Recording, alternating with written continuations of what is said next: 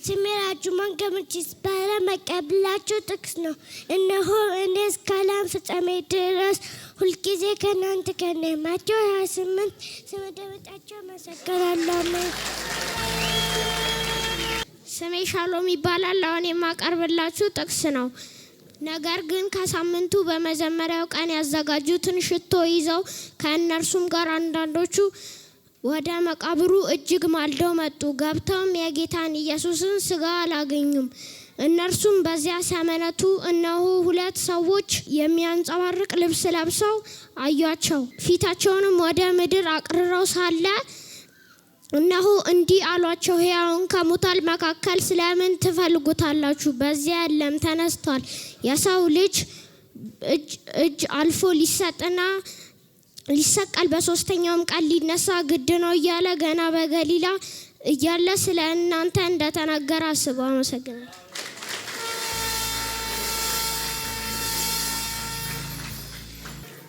ፕሮፌት እንኳን አደረሰ።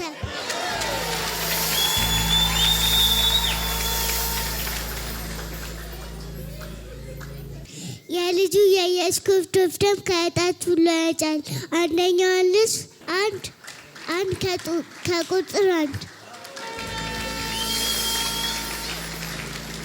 ስሜ ሃሌሉያ ጥላሁን ይባላል። አሁን ማቀርብላችሁ ጥቅስ ነው። ሲበሉም ኢየሱስ እንጀራን አንስቶ ባርኮ ቆርሶ ለደቀ መዛሙርቱ ሰጠና እንካችሁ ብሉ፣ ይህ ሥጋዬ ነው አለ። ጽዋውንም አንስቶ አመስግኖ ሰጣቸው፣ እንደዚህም አለ፣ ሁላችሁም ከእርሱ ጠጡ፣ ይህ የአዲስ ኪዳን ደሜ ይህ ነው አለ።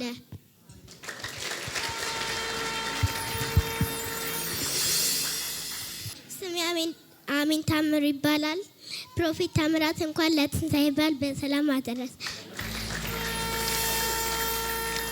አሁን ማቀርብላችሁ ጥቅስ ነው። ልጄ ሆይ ሕጌን አትርሳ፣ ልብህም ትእዛዛቴን ይጠብቅ። ብዙ ዘመናትና ረጅም ዕድሜ ሰላምም ይጨምሩልሃልና ምሕረትና እውነት ከአንተ አይራቁ።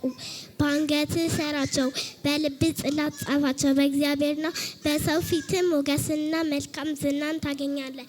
በፍጹም ልብህ በእግዚአብሔር ታመን፣ በራስህ አስተያየት ጠቢብ አትሁን። እግዚአብሔርን ፍራ፣ ከክፋትም ራቅ። ይህም ለሥጋ ፈውስ ይሆንልሃል፣ ለአጥንትም ጠገን። መጽሐፈ ምሳሌ ምዕራፍ 3 ከቁጥር 1 እስከ 8 ስላዳመጣችሁኝ አመሰግናለሁ።